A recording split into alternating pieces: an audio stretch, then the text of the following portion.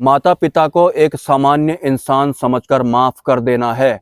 एक कमेंट, आप माफ करेंगे? आप इस लायक बन गए कि आप किसी को माफ कर देंगे? माफ तो अहंकार करता है। अगर आप सतमार्ग पर चल रहे होंगे और सत्पुरुष अगर आपसे प्रसन्न हैं कि जो बुद्धि है वो शुद्ध हो जाती है या फिर सरल हो जाती है, आपको इस दुनिया में कोई भी उसके बाद बुरा नहीं लगता है।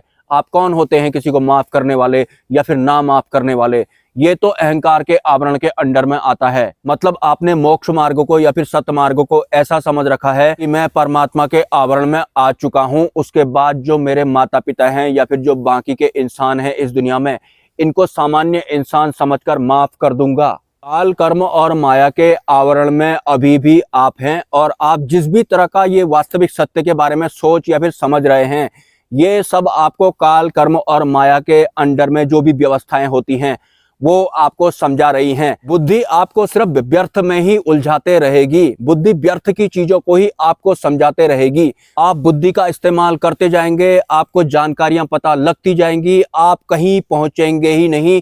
ज्यादा से ज्यादा आप ऐसा कह पाएंगे कि अपने माता पिता को मैं सामान्य इंसान समझकर माफ कर दूंगा। जैसे कि एक आम इंसान काल, कर्म और माया को परमात्मा समझकर उससे बोल रहा होता है कि मेरी जिंदगी में बहुत दुख हो गए हैं, मुझे सुख दे दो या फिर मेरे दुख दूर कर दो। तो जो काल, कर्म और माया होते हैं वो थोड़े बहुत सुख फेंक देते हैं हमारी तरफ को, और काम तो उनका वैसे भी सुख और दुखों को बांटना होता है या फिर जन्म और मृत्यु करवाना होता है। तो घुमा फिराकर जो सुख काल, कर्म और माया ने हमारे ऊपर फेंके होते हैं वो भी धीरे धीरे दुख में कन्वर्ट हो जाते हैं। माफ कर दूंगा या फिर दंडित कर दूंगा, ये काल, कर्म और माया के आवरण में चलता है, जो कि आप भी कर रहे हैं या फिर आप ऐसा सोच रहे हैं। सतमार्ग पर अगर आप चलते हैं तो आपकी बुद्धि शुद्ध हो जाती है, और बुद्धि शुद्ध होने का एक लक्षण मैं आपको बता देता हूं। अगर कोई खूनी आपके सामने आ रहा है तो बाकी इंसानों की तरह आप उसे दोषी नहीं मानते हैं। जिस तरह का एक आम इंसान आपके लिए होता है, ठीक उसी तरह का एक दोषी इंसान भी उस साधक के लिए हो जाता है जिसकी बुद्धि शुद्ध हो जाती है या फिर सतमार्ग वाली जो व्यवस्थाएं हैं उसे एक्सेप्ट कर रही हैं। तो ये एक सबसे बड़ा कारण होता है। आपकी बुद्धि दोष रहित हो जाती है, किसी को दोषी नहीं मानती है। अगर कोई खूनी, मर्डरची इंसान आपको अभी भी बुरा लगता है तो सिंपली अभी आपकी बुद्धि शुद्ध नहीं हुई है। देखिए, सतपुरुष को या फिर हम इंसानों के अंतिम गुरु को या फिर वास्तविक सत्य को, शून्य को या फिर परमात्मा को आप बौद्धिक बल से नहीं समझ सकते हैं। बुद्धि आपको इन सब के बारे में भी व्यर्थ व्यर्थ ही समझाती रहेगी। आप ऐसे ही ज्ञान इकट्ठा करते रह जाएंगे। अरे ये जो हमारी बुद्धि है इसका काम ही ये है कि व्यर्थ की बातों में या फिर विषयों में हमें उलझा कर रखना, और बिना मतलब के जो सवाल होते हैं जिनके जवाब हमें नहीं मिले होते हैं उनके जवाब हमें दे देना, और उसके बाद हमारा थोड़ी देर के लिए मन शांत हो जाना। बुद्धि और मन के अंडर में ये सब आपके साथ में हो रहा है। बुद्धि और मन के अधीन हैं आप अभी तक। इस लाइन को आपको भूलना नहीं है, इस पर काम करना है। सतगुरु, सतपुरुष या फिर अक्षर ब्रह्म या फिर अंतिम गुरु या फिर वास्तविक सत्य को आप बुद्धि से या फिर मन से नहीं जान सकते, नहीं प्राप्त कर सकते। वो इनके पार वाली व्यवस्थाएं हैं।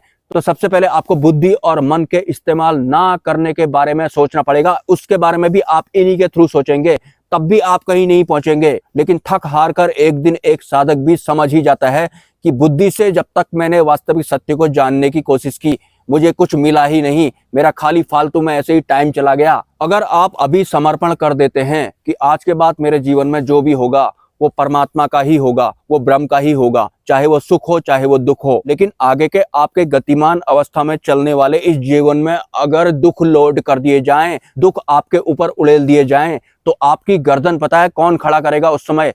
आपका अहंकार। वैसे तो बुद्धि और मन वाला समर्पण आपने किया हुआ है कि जो भी मेरे जीवन में होगा वो अब आपका ही है, लेकिन अगर दुख आपके ऊपर लोड कर दिए जाएं तो थोड़ा बहुत जो हिम्मत आप उस वक्त दिखाएंगे वो आपका अहंकार दिखाएगा कि अभी मैं मरा नहीं हूं, अभी तो मैं ये सब देख रहा हूं कि मेरे साथ में दुख चल रहे हैं। लेकिन वास्तविक समर्पण वो होता है जब आपकी बुद्धि, आपका मन या फिर आपका अहंकार भी जवाब दे देता है। उस दिन आप क्वेश्चनलेस और आंसरलेस हो जाते हैं। उससे पहले तो आपके समर्पण के साथ साथ अहंकार भी चल रहा होता है। और सतमार्ग पर अगर आप चल रहे हैं तो एक दिन ये होता ही होता है। उस दिन हमारी बुद्धि या फिर हमारा अहंकार भी हाथ पैर छोड़ देता है, वो कुछ करता ही नहीं है। भले ही आपको सॉल्यूशन क्यों ना मिल रहा हो उस वक्त, लेकिन आप वो भी नहीं करेंगे। आपके सामने उस दिन अगर सभी देव सत्ताएं भी खड़ी हो जाएं तो भी आप उनसे कुछ नहीं मांगेंगे। किसी भी तरह का दिमाग का इस्तेमाल भी आप उस दिन नहीं करेंगे।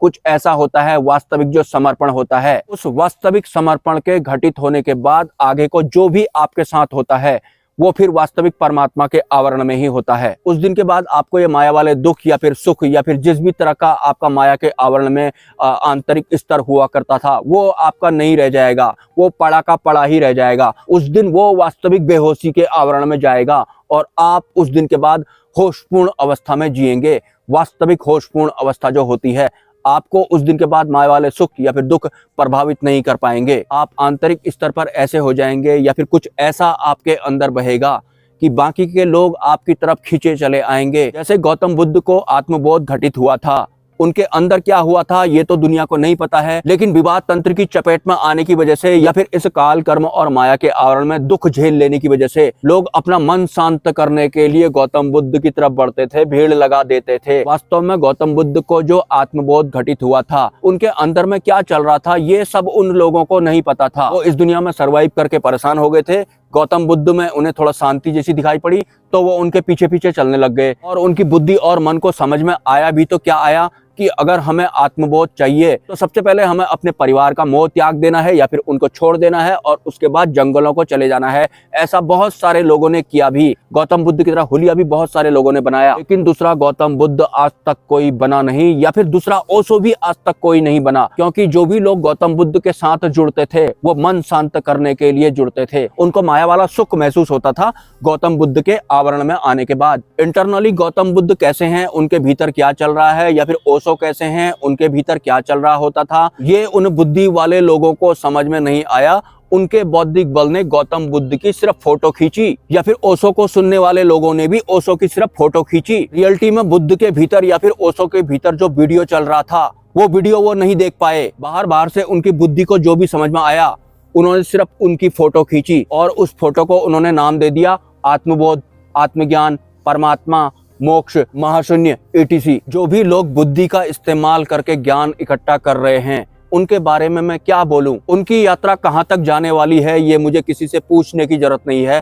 आप पास्ट में देख लीजिए, क्यों कोई दूसरा बुद्ध नहीं बना या फिर क्यों कोई दूसरा महावीर नहीं बना, क्योंकि बाकी लोगों ने सिर्फ और सिर्फ उनकी फोटो खींची थी और ज्ञान इकट्ठा किया था। बस यही ये लोग भी कर रहे हैं, जो बुद्धि का इस्तेमाल करके किसी उच्च स्तरीय गुरु को समझने का प्रयास कर रहे हैं या फिर परमात्मा को समझने का प्रयास कर रहे हैं। ये लोग कहीं नहीं पहुंचने वाले हैं। आपको पता है बुद्धि और मन जिसकी वजह से हम इस भौतिक संसार को जान पाते हैं, मतलब ऊपर ऊपर का ज्ञान इकट्ठा कर पाते हैं, इनके अलावा एक हृदय भी होता है जो हमें महसूस ही नहीं होता है। मन और हृदय को आपको एक नहीं समझना है। हृदय से अगर आप सत्पुरुष को समझने की कोशिश करेंगे या फिर उन्हें ग्रहण करेंगे या फिर इस संसार को जिएंगे तो आप वास्तविक सत्य की मार्ग पर जरूर जा सकते हैं। लेकिन अगर आपने बुद्धि के बल पर अक्षर ब्रह्म को या फिर परमात्मा को जानने की कोशिश की तो आप उल्टी दिशा में जाएंगे।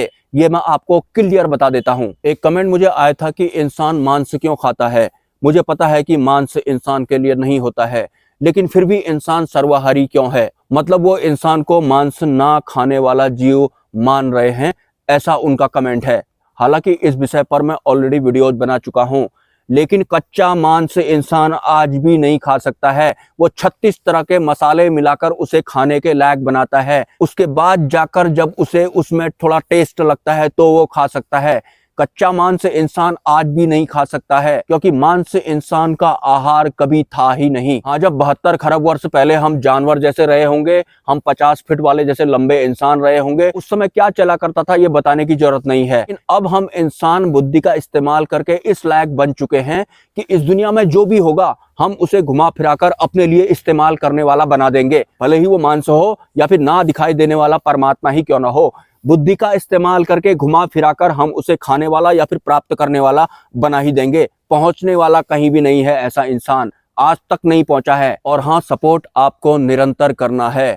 अगर किसी सतगुरु के शिविर में आप जाते हैं, उन्हें आप ज्वाइन करते हैं, तो ये जो बहुत सारा ज्ञान मैंने इस चैनल पर आपको ऐसे ही फ्री में बता दिया है, इसका सिर्फ एक पॉइंट बताने का ही जो सतगुरु होते हैं वो 15,000 या फिर 2,500 से ऊपर चार्ज लेते हैं। एक महीने का 2,500 रुपए वो पर पर्सन लेते हैं, भले ही वो श्रापित बुद्धि वाले इंसान हो या फिर सांसारिक हो या फिर वो सतमार्ग पर चलने वाले ही क्यों ना हो, ये फीस वो लेते हैं। तो मुझे या फिर इस चैनल को या फिर अपने आप को सपोर्ट करने के लिए बुद्धि और मन का नहीं, हृदय का इस्तेमाल कीजिए।